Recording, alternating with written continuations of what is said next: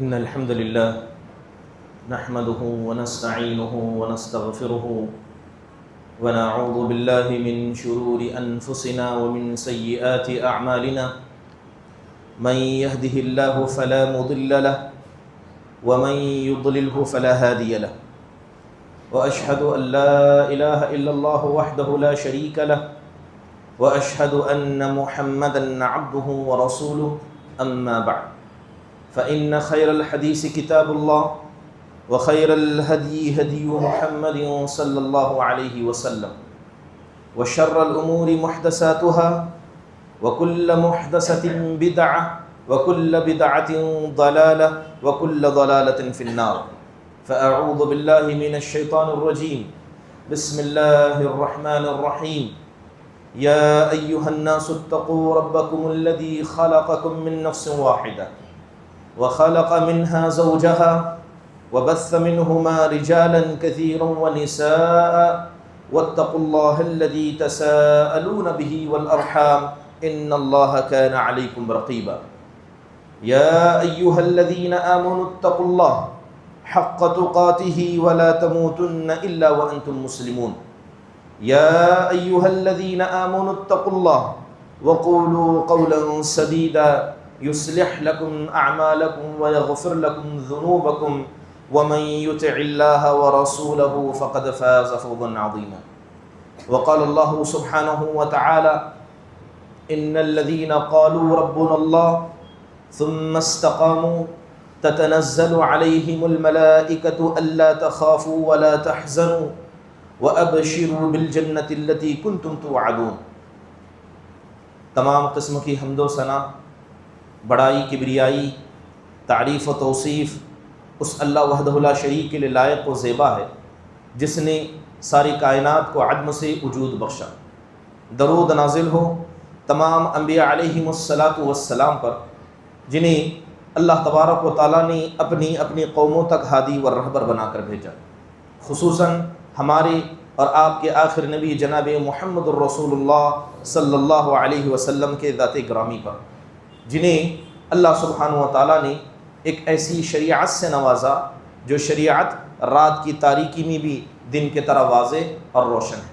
محترم حاضرین، آیت کریمہ پڑھی گئی، اللہ سبحانہ و تعالیٰ کا ارشاد ہے کہ بے شک جن لوگوں نے کہا کہ ہمارا پروردگار اللہ ہے، پھر اس پر وہ جم گئے، عمل کرنے میں مضبوط ہو گئے، تو ایسے لوگوں کے اوپر موت کے قریب فرشتے نازل ہوتے ہیں اور غرغرے کی حالت میں انہیں کہتے ہیں کہ تم ڈرو مت، تم گھبراؤ مت، اور اس جنت کی خوشخبری سے خوش ہو جاؤ جس کا وعدہ اللہ نے قرآن میں تم سے کیا تھا۔ محترم حاضرین، دین میں استقامت حقیقت میں یہ دین کا ایک عظیم حصہ ہے۔ استقامت کہتے کسے ہیں؟ علماء نے تعریف کرتے ہوئے کہا کہ آدمی اللہ کی توحید کو اپنی زندگی میں نافذ کر لے، اللہ کے فرامین کو عمل کرنے لگ جائے، اللہ کی نافرمانیوں سے بچنے لگ جائے، یہاں تک کہ اس کی زندگی میں جو عمل ہو وہ ہمیشگی کے ساتھ ہو، نہ اس کے اندر ٹیڑھا پن آئے، نہ اس کے اندر کمی آئے، نہ کبھی زیادہ نہ کبھی کم کرے، بلکہ عمل کرے تو ہمیشگی کے ساتھ کرے۔ اس کو شریعت اسلامیہ استقامت کہتی ہے۔ محترم حاضرین، جو ایمان والے ہیں وہ مستقیم ہوتے ہیں، یعنی ان کے دین میں عمل برابر کا ہوتا ہے۔ اس لیے اللہ تعالیٰ نے کہا کہ جن لوگوں نے کہا کہ اللہ ہمارا رب ہے، جنہوں نے اللہ کو مانا، تو اس کے فرامین پر عمل کرنا بھی ضروری ہے۔ جس نے نبی صلی اللہ علیہ وسلم پر ایمان کو قبول کیا تو آپ کی اطاعت بھی ضروری ہے۔ جس نے اسلام کو بطور دین مان لیا، راضی ہو گیا، اس پر عمل کرنا بھی ضروری ہے۔ اس لیے کہا جاتا ہے کہ ایمان اسی آدمی کا باقی رہتا ہے جس کا عمل اس کی زندگی میں باقی رہتا ہے۔ آج حال یہ ہے کہ ہم میں سے اکثر کا طبقہ علم تو ضرور رکھتا ہے، اور ہمارے نزدیک بہتر وہ انسان ہے جو جتنا علم والا ہو، جبکہ شریعت کے نگاہ میں اگر کوئی آدمی عمل میں کمزور ہے، چاہے وہ کتنا ہی علم والا کیوں نہ ہو، وہ ایمان میں کمزور ہے، اسلام میں کمزور ہے، اور جو آدمی اسلام اور ایمان میں کمزور ہو جائے اس کا گمراہ ہونا طے۔ اس لیے آپ دیکھیں کہ اللہ تبارک و تعالیٰ ہمیں جو ثواب دے گا صرف علم نہیں بلکہ عمل کی بنیاد پر دے گا۔ اگر آدمی علم کو رکھ لے، عمل سے کوتا ہو جائے، اس کے علم کی بنیاد پر اسے کوئی ثواب نہیں دیا جائے گا۔ اس لیے آپ دیکھیں کہ اگر کوئی آدمی یہ تصور کرتا ہے، یہ دل میں گمان رکھتا ہے کہ مجھے پتہ ہے، لیکن جب عمل کی بات آئے وہ حقوق العباد بھی کوتا ہے، اللہ کا فرما بردار نہیں ہے بلکہ اللہ کا نافرمان ہے، تو اللہ تعالیٰ ایسے لوگوں کو عذاب میں ضرور ملوث کرے گا۔ اور بات اگر اللہ سبحانہ و تعالیٰ کی رضامندی کی کریں، یاد رکھیے یہ زمین اللہ کی ہے، یہ آسمان اللہ کا ہے، فیصلے اللہ کے چاہتے ہیں۔ اس لیے علماء نے کہا کہ اگر اللہ تعالیٰ اپنے سارے بندوں کو جو آسمان میں ہیں جو زمین میں ہیں سب کے سب کو اللہ اگر جہنم میں ڈھکیل دے تو یہ اللہ کا انصاف ہوگا۔ اللہ سے کوئی سوال نہیں کر سکتا، نہ اس کے فیصلے پر کوئی اعتراض کر سکتا ہے۔ اور اگر اللہ سب کو معاف کر دے، سب کو اللہ جنت میں ڈال دے، تب بھی اللہ تعالیٰ نہ ظالم ہوگا نہ اللہ تعالیٰ کا فیصلہ غلط ہوگا۔ محترم حاضرین،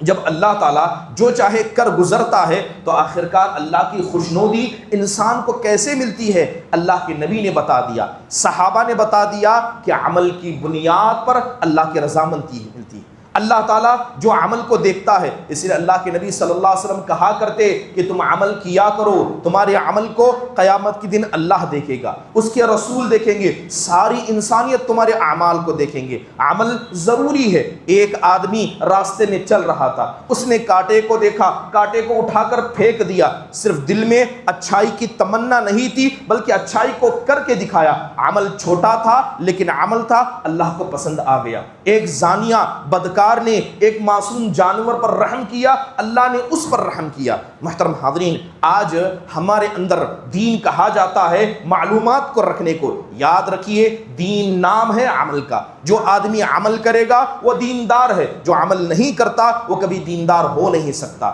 اور یہ بات ایمان کی ہے، ایمان اسی کا سچا ہے جس کا عمل سچا ہے۔ یہ آدمی اگر سمجھ لے کہ میں عقیدے کے اعتبار سے صحیح ہوں، بعض عبادتیں کر لیتا ہوں، فرائض میں کوتا ہوں، اگر وہ سمجھ لے کہ میں کامیاب ہو جاؤں گا، یہ تصور کبھی یہودیوں کا ہوا کرتا جس کے بارے میں اللہ نے صاف فرمایا۔ جو آدمی دیندار بن جاتا ہے اللہ اس کے عقیدے کو درست کر دیتا ہے، اس کی عبادتوں کو مضبوط کر دیتا ہے، اس کے اخلاق عبادتوں کی وجہ سے صحیح ہوتے ہیں، اس کے معاملات عبادت کی وجہ سے صحیح ہو جاتے ہیں۔ اگر صرف علم کی بات کی جائے، ہم میں سے کتنے ایسے ہیں جن کو حلال و حرام کے بارے میں نہیں پتا؟ کیا یہ علم ان کو گمراہی سے بچا پا رہا ہے؟ کتنوں کو نہیں پتا کہ حرام تعلقات ہو، زنا ہو، جھوٹ ہو، چوری ہو، یہ ساری چیزیں حرام ہیں، لیکن کیا یہ علم لوگوں کو برائی سے بچا پا رہا ہے؟ یاد رکھیے علم اگر انسان اس پر عمل نہ کرے یہ گمراہی کا دروازہ بن جاتا ہے۔ ایک گناہ دوسرے گناہ کا دروازہ ہے تو ایک نیکی دوسرے نیکی کا دروازہ ہے۔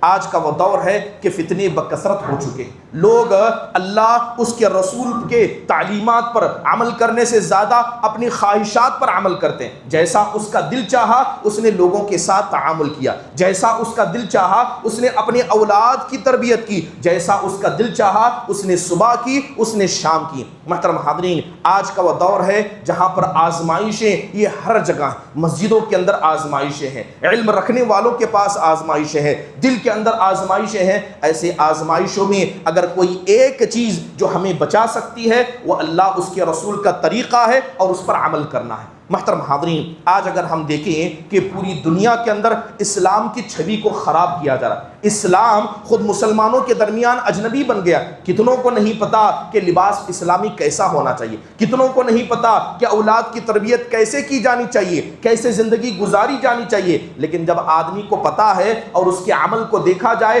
تو دو مشرق اور مغرب اس کی زندگی میں آپ نظر آئیں گے۔ آج مسلمانوں کا حال یہ موسمی ہے، رمضان آ جائے سب مسجد سے جڑ جاتے ہیں، درس و دروس سے جڑ جاتے ہیں، جمعہ کا دن ہو جائے مسجد میں حاضر ہو جاتے ہیں، پروگرام ہو جائے وہاں پر حاضر ہو جاتے ہیں۔ اس کے بعد کیا رمضان کے بعد وہی ہمارا عمل باقی ہے؟ کیا جمعہ کے بعد اسی طرح مسجد کی حاضری ہمارے پاس باقی ہے؟ کیا پروگرام اور جلسے ختم ہونے کے بعد وہی ہماری حالتیں باقی ہیں؟ آج لوگ کہتے ہیں کہ دل اور ایمان یہ دل میں ہوتا ہے، انسان کا ایمان دل میں ہوتا ہے، ظاہر میں کوتا ہوں تو کیا اللہ میرے دل کو جانتا ہے۔ یہ تصور کبھی مسلمانوں کا نہیں رہا کہ انسان کہے کہ میرا ایمان دل میں ہے۔ یاد رکھیے دل میں ایمان ہے تو تو عمل ہوگا، اگر عمل نہیں ہے تو آپ بھی جھوٹے ہیں اور آپ کا ایمان بھی جھوٹا ہے۔ محترم حاضرین، لوگ اگر دین کی بات کریں تو لوگوں کو تشدد اور متشدد کہا جاتا ہے، یہ بڑا سخت ہے۔ آدمی عمل کی بات کرے اسے سخت کہا جاتا ہے، علم کی بات کرے اسے عالم سمجھا جاتا ہے۔ آج کا وہ دور ہے جہاں پر انسان سمجھ لیتا ہے کہ جتنی معلومات ہوں گی وہ آدمی اتنا بہتر ہوگا۔ ٹیکنالوجی کے دور میں ایک عظیم دھوکہ یہ مسلمانوں کے پاس آ گیا۔ یاد رکھیے، اگر آپ کا ظاہر اچھا ہے باطن خراب ہے، آپ اللہ کے نزدیک خراب ہیں۔ آج جمعہ کا دن ہے، اللہ کو فرق نہیں پڑتا کہ کون پہلے آیا کون بعد میں آیا، کس کا لباس اچھا ہے۔ اللہ ان دلوں کو دیکھتا ہے کہ کس کے دل میں اللہ کا ڈر موجود ہے۔ قربانی ہم نے کی، قربانی کا جانور جب آپ نے ذبح کیا، کیا اس وقت آپ کے دل میں ڈر پیدا ہوا؟ کیا اللہ کا ڈر پیدا ہوا کہ یہ جانور اللہ کے لیے قربان کر رہے ہیں، وقت آنے پر مجھے جان کی قربانی دینی ہوگی، اس جانور کی جگہ میں اپنے آپ کو رکھوں گا، اس جانور کی جگہ میں اپنی اولاد کو رکھوں گا، میں وقت کی، مال کی، اہل خانہ کی قربانی دینے کے لیے تیار ہو جاؤں گا۔ رمضان آتا ہے چلا جاتا ہے، وہ تقویٰ کبھی دل میں پیدا ہی نہیں ہوتا جس مقصد کی خاطر اللہ نے عبادتیں رکھی۔ تو لہذا اسلام ہماری نگاہوں میں یہ ظاہری لباس ہے، اس کے اندر کیا ہے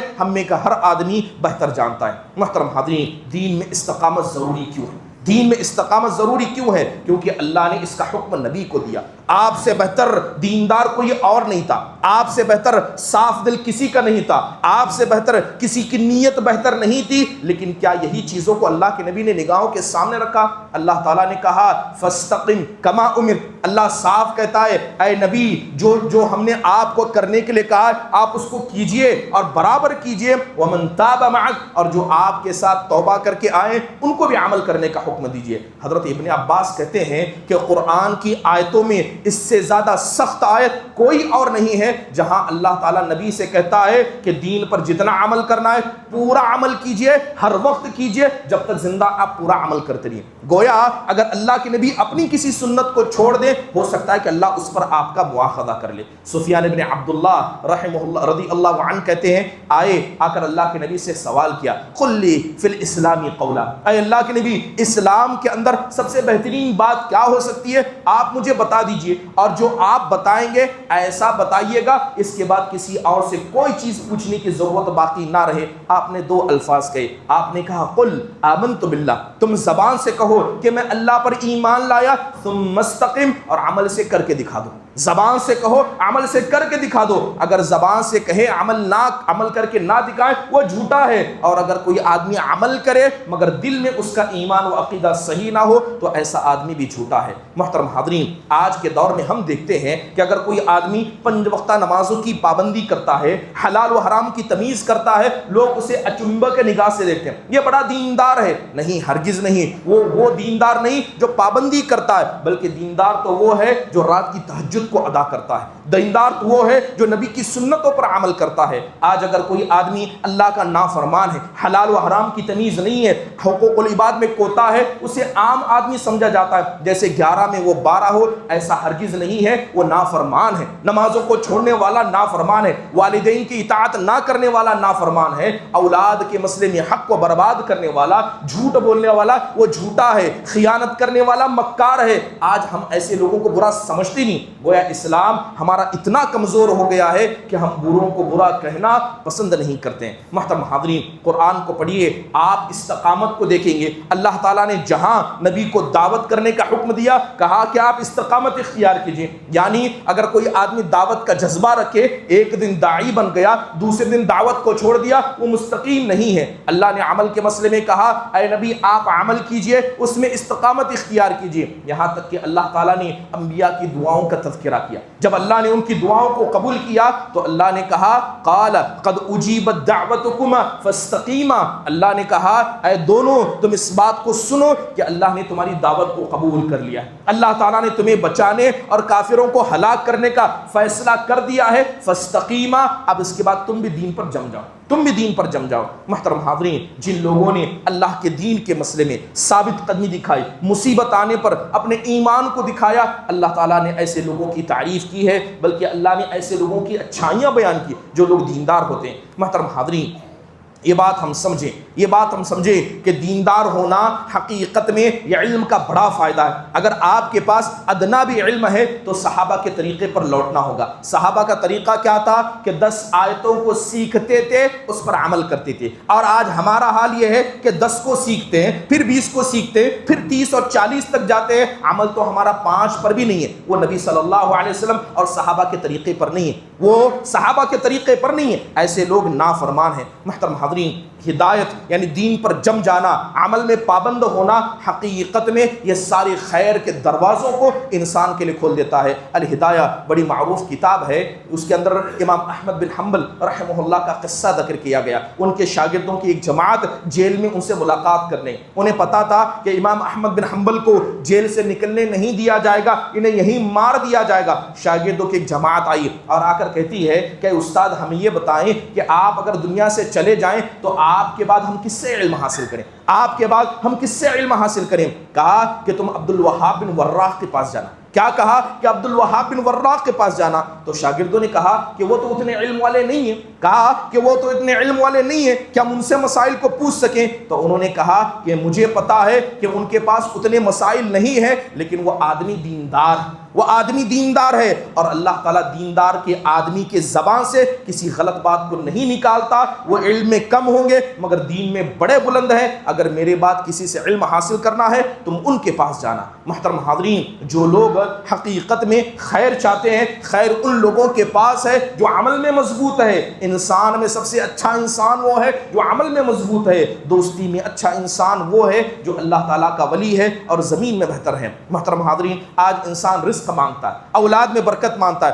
کیا آپ کو پتا ہے یہ ساری چیزیں کہاں سے ملتی ہیں؟ یہ نیکی پر عمل کرنے کی وجہ سے ملتی ہیں۔ ابھی مسجد میں ہم آئے ہیں، با جماعت نماز پڑھیں گے، نماز کا 25 یا 27 گنا ثواب کس بنیاد پر ملے گا؟ کیا صرف اس بنیاد پر کہ آپ جماعت میں حاضر ہوئے؟ کیا اس بنیاد پر کہ آپ کا عقیدہ صحیح ہے؟ نہیں، آپ کے اعمال کتنے درست ہیں، اس بنیاد پر یہ آفر موجود ہے کہ کسی 25 اور کسی 27 گنا دیا جائے گا۔ یاد رکھیں کہ اولاد کی حفاظت کی ہم بات کرتے ہیں، سب سے بہترین اولاد کی حفاظت انسان کے اللہ کی عبادت کر کے کرتا ہے۔ آپ اللہ کے بندے بن جائیے، دین میں استقامت کو اختیار کیجئے، اللہ آپ کی اولاد کی حفاظت کرے گا۔ کیا سورہ کہف میں ہم نے وہ نہیں پڑھا؟ کانا وکان ابوہما صالحا، حضرت موسیٰ علیہ السلام کو حکم دیا گیا اس دیوار کو درست کیجئے۔ کس لیے؟ کیونکہ ان کا باپ بڑا نیک آدمی تھا۔ یہ نہیں بتایا کہ اولاد نیک تھی یا بری تھی، بتایا کہ ان کا باپ نیک تھا۔ اگر باپ نیک تھا تو باپ کے مرنے کے بعد بھی اللہ تعالیٰ کسی نبی کو اس کے مال کا خادم بنا دیتا ہے،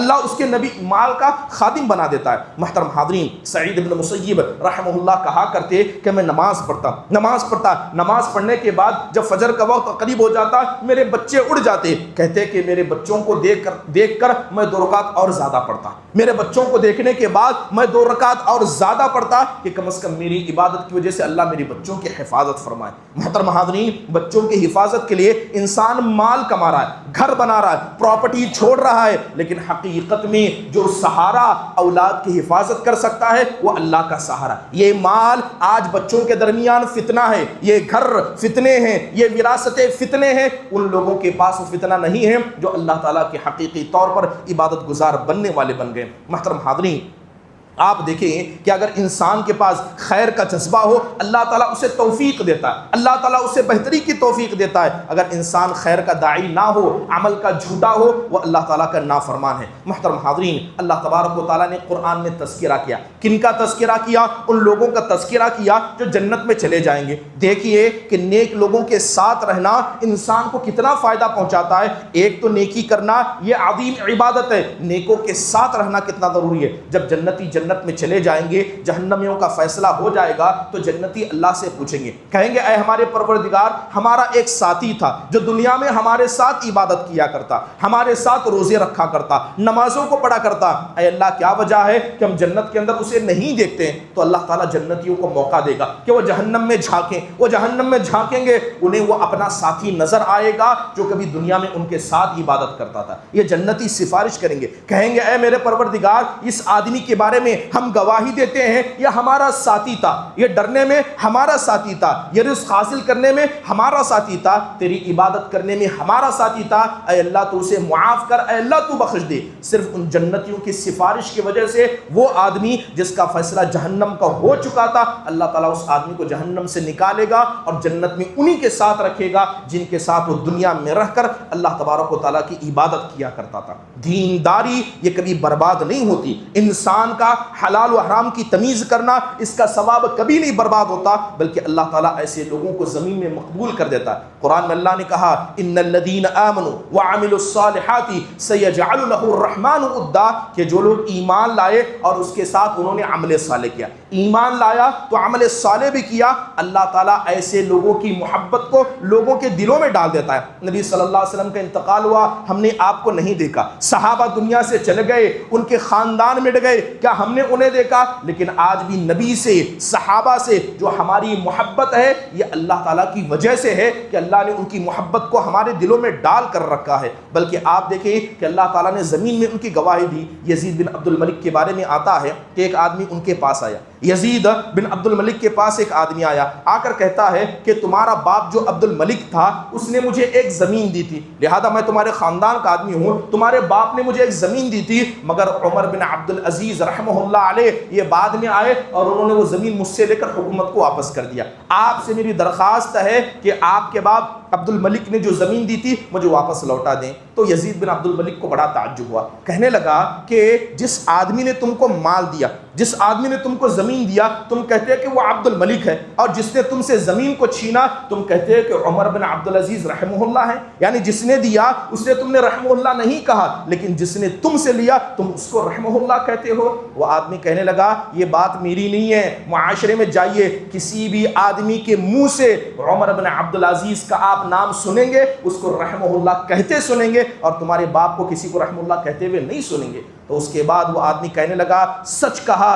کہ اللہ تعالیٰ جس آدمی کے نام کو بلند کر دے کائنات اسے مٹا نہیں سکتی، اس کے نام کو ختم نہیں کر سکتی۔ یہ عمر بن عبد العزیز تھے جنہوں نے لوگوں سے زمینیں چھیننے کا مقصد کوئی اور نہیں، کیونکہ باطل طریقے سے ان کو دی گئی تھی، انہوں نے زمین کو لے کر اللہ کے بندوں تک لوٹا دیا، زمین کو چھینا گیا مگر اللہ نے لوگوں کی زبانوں کو ایسا قید کر دیا کہ ان کو دعا دیے بغیر وہ رہ نہیں سکتے۔ محترم حاضرین، ضروری ہے کہ جس طرح یہ نماز ہم پڑھتے ہیں یہ نماز ہمارے لیے فلٹر بن جائے۔ اللہ تعالیٰ نے کہا ان الصلاۃ تنہی عن الفحشاء والمنکر، یہ نماز تمہیں فحش اور برے کاموں سے منع کرتی ہے۔ کیا سچ میں ہماری نمازیں ہمیں حرام کام سے روک رہی ہیں؟ کہیں نہ کہیں عبادت میں کوتاہی ضرور ہے۔ محترم حاضرین، یاد رکھیے امام ابن قیم رحمہ اللہ کہا کرتے ہناک تلازم بین الظاہر والباطن، کہتے کہ ظاہر اور باطن ایک ہونا ضروری ہے، کہتے کہ جو انسان کا ظاہر ہے وہ باطن دونوں کا ایک ہونا ضروری ہے، کسی ایک میں بھی اگر انسان نے ملاوٹ کی یا کمی کی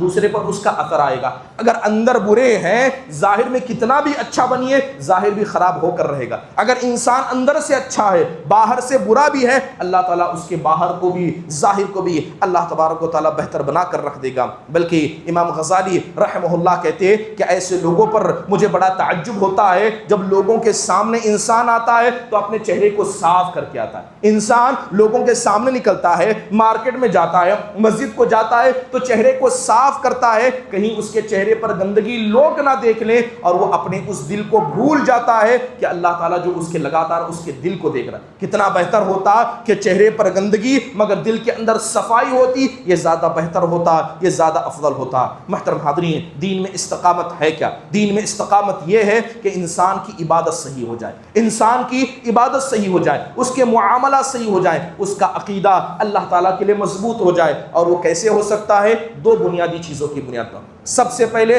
برائی سے بچنا ہوگا۔ ایسا ہو نہیں سکتا کہ آپ اچھائیاں بھی کریں اور برائیاں بھی کریں اور برائیوں کی وجہ سے آپ کی اچھائیاں باقی رہیں۔ کچھ برائیاں یاد رکھیے کہ برائیوں کی نحوست انسان کی زندگی میں اتنی خطرناک ہے کہ بعض برائیاں ایسی ہیں ایک دو برائیاں بھی انسان کے اندر آ جائے اس کی سالوں کی عبادت غارت ہو کر رہتی ہے۔ کیا ہم نے وہ حدیث مفلس کے بارے میں نہیں سنا کہ اللہ کے نبی نے ہی کہا، صحابہ سے پوچھا کیا بتاؤ مفلس جانتے ہو کون ہے؟ صحابہ نے کہا مفلس وہ آدمی ہے جس کے پاس نہ درہم ہے نہ دینار ہے نہ گھر میں کھانے پینے کا سامان ہے؟ کہا کہ نہیں، وہ مفلس نہیں ہے، میری امت کا مفلس وہ ہے جو قیامت کی دن آئے گا۔ آپ نے کیا کہا کہ اس کے پاس نیکیاں یہ آسمان تک پہنچو، زمین بھر کر نیکیاں لائے گا، پہاڑ جیسی بڑی نیکیاں لائے گا، لیکن ہوگا کیا؟ کچھ گناہوں کو کرنے والا ہوگا، اسے گالی دیا ہوگا، اسے مارا ہوگا، اس کا مال نوچا ہوگا، یہ برائیاں اس کے سارے اعمال کو برباد کر کے ختم کر دیں گے۔ کیا اللہ کے نبی نے حسد کے بارے میں نہیں کہا کہ ان الحسد تأکل الحسنات، کہ یہ حسد انسان کی نیکیوں کو کھا جاتا ہے، اسی طرح کھا جاتا ہے جس طرح آگ لکڑی کو کھا جاتی ہے۔ یاد رکھیے کچھ برائیاں ایسی ہیں جو انسان کے سارے اعمال کو برباد کر دیتی ہیں۔ اللہ کے نبی علیہ الصلوۃ والسلام صحابہ کے درمیان بیٹھے ہیں، آپ نے کہا کہ میں ایک ایسی قوم کو جانتا، لأعلمن اقواما، میں ایک ایسی قوم کو جانتا ہوں جو تم میں سے ہوں گے، نماز پڑھنے والے، روزہ رکھنے والے، حج اور زکوٰۃ دینے والے، لیکن میں جانتا ہوں کہ قیامت کے دن اللہ ان کی نیکیوں کو برباد کر کے رکھ دے گا، جہنم ان کا ٹھکانہ بن جائے گا۔ پوچھا گیا اے اللہ کے نبی بتائیے وہ کون ہیں، ان کی صفت بتائیے، ہم اس گناہ سے بچنا چاہتے ہیں۔ تو اب آپ نے کہا کہ یہ وہ لوگ ہوں گے جو لوگوں کے سامنے دیندار ہوں گے، لیکن جیسے ہی تنہائی میں جائیں تنہائی کے گناہ کو کرنے والے ہوں گے۔ یہ تنہائی کے گناہ ان کے ظاہری سارے اعمال کو برباد کر کے رکھ جائیں۔ بنیادی طور پر برائیوں سے اپنے نفس کو پاک کیجئے۔ انسان توبہ کی امید میں، گناہ ہو گیا ہے میں توبہ کر لوں گا، آج کر لوں گا، کل کر لوں گا۔ یاد رکھیے اللہ نے سختی سے منع کیا، گناہ ہو جائے فوراً توبہ کرو، باوضو ہو، غسل سے پاک نہیں ہو، توبہ کرنے میں کوئی چیز آڑ نہیں آتی ہے۔ اگر توبہ میں کوئی آڑ آتی ہے وہ شیطان ہے۔ شیطان کو کبھی توبہ کے دروازے کے سامنے نہ آنے جائے۔ جب گناہ ہو جائے، جیسی حالت میں گناہ ہو جائے فوراً توبہ کیا کرے، یہ چیز اللہ تبارک و تعالیٰ کو بڑی پسند ہے۔ محترم حاضرین، اس کے علاوہ انسان کو چاہیے کہ اچھے اخلاق کو اپنائے۔ برے اخلاق انسان کے عقیدے کو کھا جاتا ہے، برے اخلاق انسان کی عبادتوں کو کھا جاتا ہے۔ کیا اس عورت کا تذکرہ ہم نے نہیں سنا کہ آ کر اللہ کے نبی کے سامنے کہا گیا اے اللہ کے نبی صلی اللہ علیہ وسلم، ایک عورت ہے بڑی نمازی ہے، صرف 5 وقتہ نہیں تہجد کی بھی پابند ہے، بڑی روزے دار ہے، نفل بھی رکھتی ہے، واجبات بھی رکھتی ہے، رات میں قیام بھی کرتی ہے، صدقہ بھی کرتی ہے، لیکن مسئلہ یہ کہ اپنے پڑوسی کو تکلیف دیتی ہے۔ آپ نے کیا کہا؟ اس کی یہ نماز، اس کا روزہ، اس کا صدقہ سب رہنے دو، برائی آ گئی اللہ اسے جہنم میں ڈالے، وہ جہنمی ہے۔ صرف ایک گناہ انسان کی ساری نیکیوں کو کھا جاتا ہے، اور انسان گناہ پر گناہ کر کے اپنے آپ کو بہتر عقیدے کا صحیح کرتا ہے۔ یہ شیطان کا دھوکہ ہے، انسان کو شیطان سے بچنا چاہیے۔ سب سے پہلے انسان اپنے آپ کو گناہوں سے باز رکھے، جو گناہ ہو گئے اس سے بچنے کی کوشش کرے، سودی تعاملات ہو، برے اخلاق ہو، ظلم و زیادتی ہو، سب کو ختم کر دیں، اللہ سے توبہ کریں، لوگوں سے معافی مانگے، گناہوں سے بچنے کے بعد جو نیکیاں آپ کرتے ہیں ان نیکیوں پر جم جائیں۔ یہی چیز ہمیں اللہ کے پاس بچا سکتی ہے، ورنہ کسی آدمی کی نیکیاں یہ اللہ کے پاس کام آنے والے نہیں ہیں۔ یہ تو بتائیے کہ جناب محمد الرسول اللہ صلی اللہ علیہ وسلم سے بڑھ کر اس امت کے اندر کون ہے جس کے پاس ثواب ہوگا؟ آپ علیہ الصلوۃ والسلام اس کائنات کے وہ اکیلے شخص ہوں گے، جتنی نیکیاں آپ کے پاس ہوں گی کائنات میں کسی کے پاس نہیں۔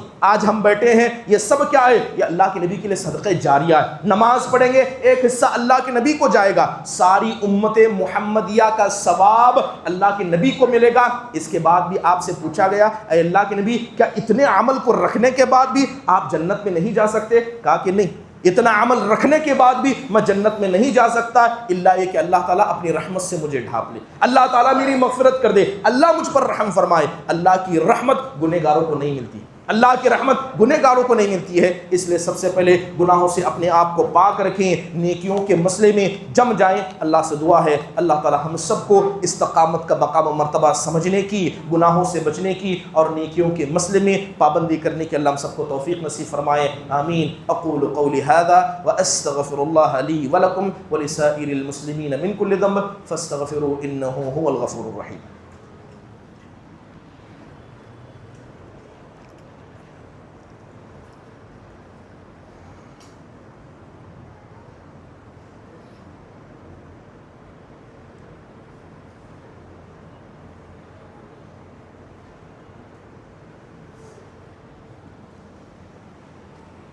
ان الحمد لله نحمده ونستعينه ونستغفره ونعوذ بالله من شرور انفسنا ومن سيئات اعمالنا من يهده الله فلا مضل له ومن يضلله فلا هادي له واشهد ان لا اله الا الله وحده لا شريك له واشهد ان محمدا عبده ورسوله اما بعد فإن خير الحديث كتاب الله وخير الهدي هدي محمد صلى الله عليه وسلم وشر الأمور محدثاتها وكل محدثة بدعة وكل بدعة ضلالة وكل ضلالة في النار. فأعوذ بالله من الشيطان الرجيم. بسم الله الرحمن الرحيم.